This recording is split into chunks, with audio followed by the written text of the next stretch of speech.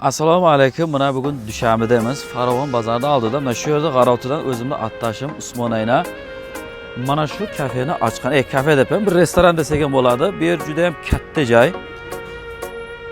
Ichkariga kirib syomka qilayin desam, endi buni to'g'ri tushunasizlar, jamoatchilik, kimdir oilasi bilan kelgan.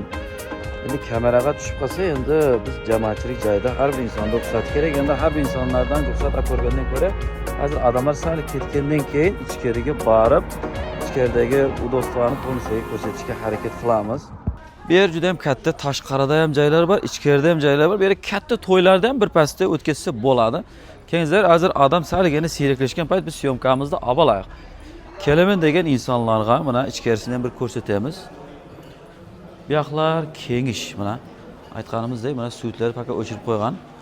Katta joy, bemalol kelmoqchi bo'lgan insonlar. Mana osh yak-bayak Samarqand ekanda, o'rtasidan dakka taylanar ekanda. Sizlarda ham dakka deyladimi? Ha, dakka deyiladi. Dakka deylar. Mana aynan ko'rinishidan, O'zbekistonda ko'rinishini aytib turibdi.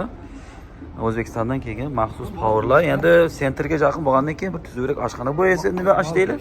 Mol go'shti. Bir mol go'shtidan bilan birga bir. Bular Samarqandcha ovqatmi?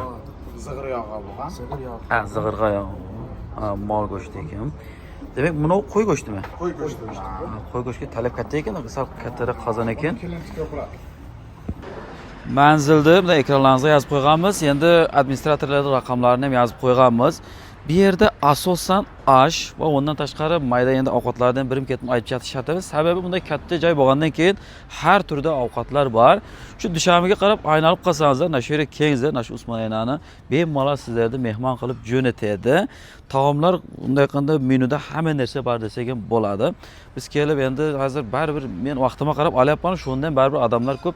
Hazmaqlarda aylanib, qo'lni ikir-chikirgacha olsa mana klient ko'rib tursa, tashqari ham, ichkari ham. Shuning uchun qo'limdan kelgancha video qilyapman. Maqsad nima? Maqsad paddashka sifatida.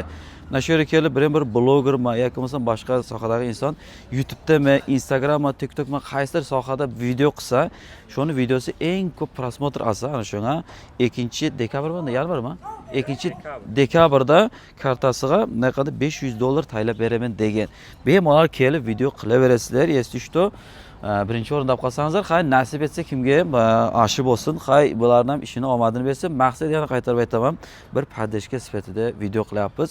Ko'pchilik ko'rsin, shu Dushanbeda ishlab jirgan insonlar va shu territoriyaga yaqin kelib bemalol oshlaridan jeb, bu yerda Samarqanddan powerlar kelgan, professional powerlar ishlaydi, chunki sentrda bo'lgandan keyin hamma taraflama zo'r bo'lish kerak-da. Hay Usmonaynani omadini bersin, attashdi, e'tiborlanish uchun kattadan katta rahmat.